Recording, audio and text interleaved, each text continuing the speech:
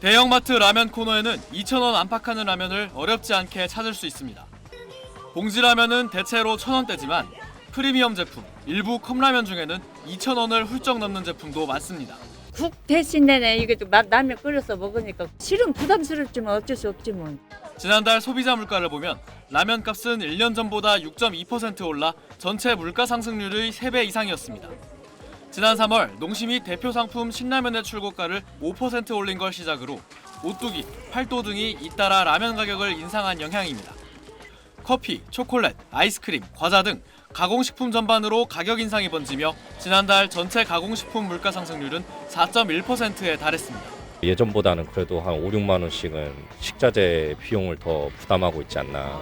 식품업체들은 원재료 값과 인건비에 $1 환율까지 올랐기 때문이라고 설명하고 있지만 비상계엄과 탄핵 사태를 거치면서 정부의 관리가 느슨해진 틈을 타 행동에 나선 측면이 있습니다.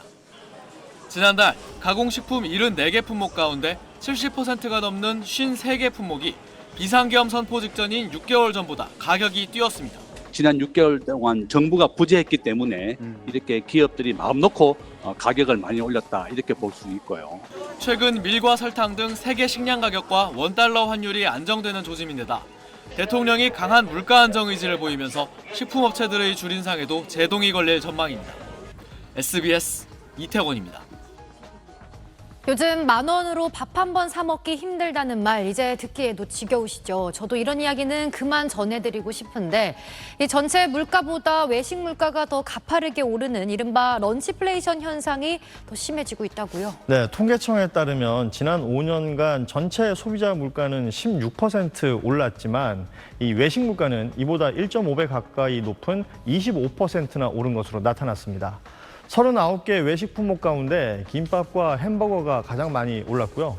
떡볶이와 짜장면, 라면 등 점심 인기 메뉴 9개 품목도 30% 넘게 상승했습니다.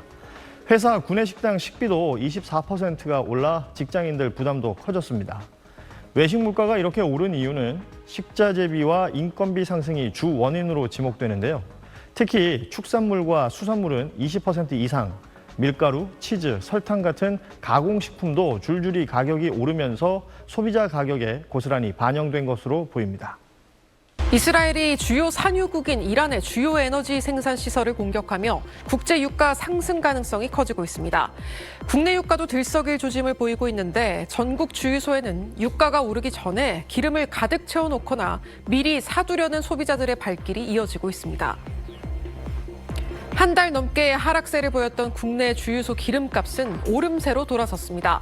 한국석유공사가 운영하는 오피넷에 따르면 오늘 전국 주유소 휘발유 평균 가격은 어제보다 1.14원 오른 리터당 1,635.41원이고 경유는 0.7원 오른 1,498.45원에 거래되고 있습니다.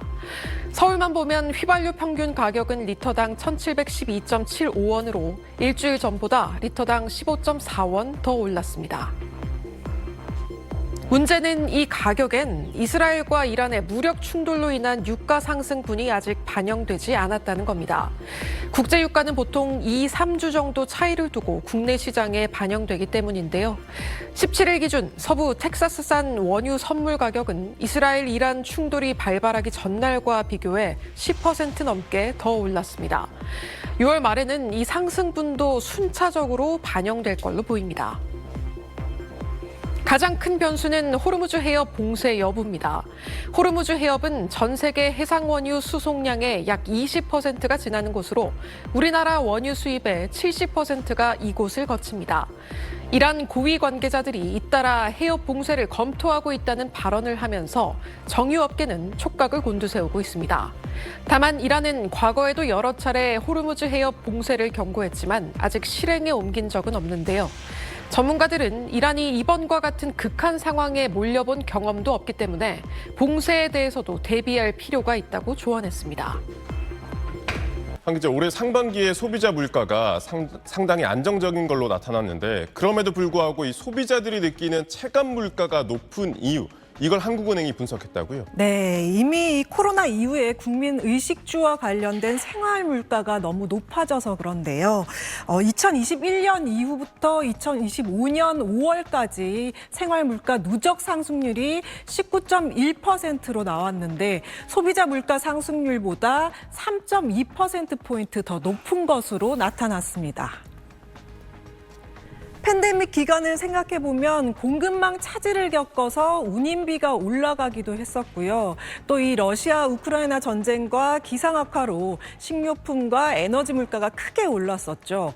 또 최근에는 수입 원자재 가격과 환율까지 올라서 시차를 두고 가공식품 물가에도 반영이 되고 있기 때문에 지금까지 영향을 미치고 있는 것으로 풀이됩니다.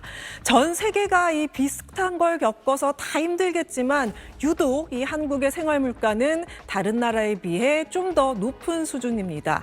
2023년 기준으로 OECD 평균 물가를 100으로 봤을 때 우리나라 식료품과 의류, 주거비는 각 156, 161, 123으로 집계됐습니다. 세계 주요국 평균을 훨씬 뛰어넘을 만큼 우리나라가 더 비싸다는 뜻이 됩니다.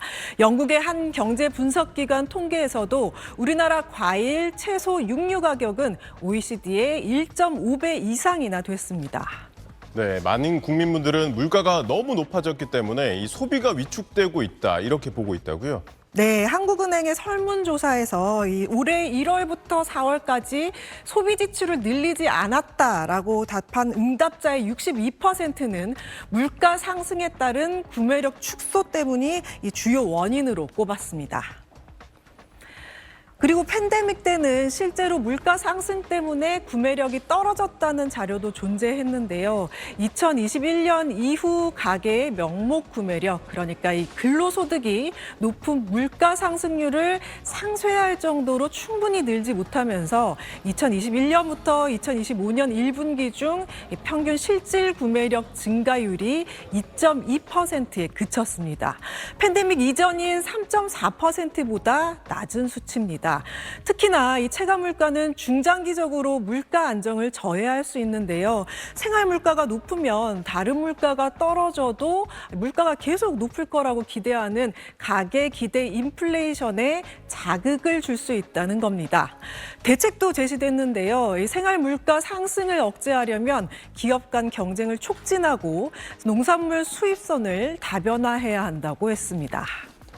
네, 얼마 전 이재명 대통령도 라면 값이 정말 2,000원을 넘냐면서 이 먹거리 물가 안정을 당부했잖아요. 네. 그래서 정부가 TF를 가동했죠. 네, 비상계엄 후 6개월 동안 식품 외식기업이 제품 가격을 인상하면서 가공식품 물가가 2개월 동안 4%대에 머물러 있죠.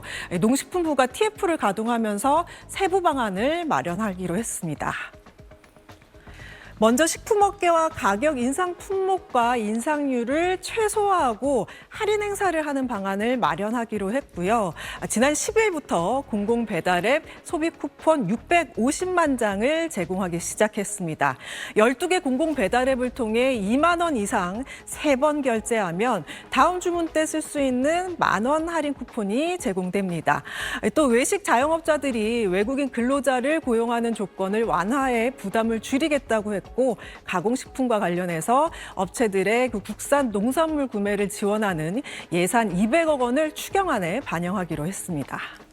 네, 이제 여기에 보면 달걀, 배추, 닭고기 최근에 보도가 참 많이 되고 있는 농축산물들인데 네. 그만큼 가격이 요새 좀 불안정한 상황이잖아요. 네. 대책은 나왔습니까? 네, 그렇습니다. 이 달걀은 이 생산을 늘려 가격 안정을 유도하기로 했고요. 또 배추는 여름 배추 수급 안정 대책을 마련하기로 했고 닭고기 같은 경우는 수입 공백을 최소화하는 방안을 추진하기로 했습니다.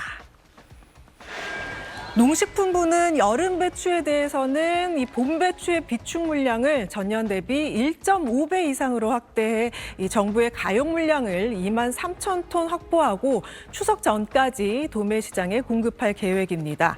달걀과 관련해선 단기적으로는 이 생산자 단체의 생산 확대를 유도하고 중장기적인 개선을 위해 시설 투자 지원 예산 144억 원도 이번 추경안에 반영할 예정입니다. 브라질 브라질의 이 조류 인플루엔자로 불거진 수입 중단과 관련해선 다음 달 말 태국산 닭고기 4,000톤을 우선 들여오고 8월부터는 이 브라질 내 질병 우려가 없는 지역의 닭고기 수입을 재개하기로 했습니다. 네, 잘 들었습니다.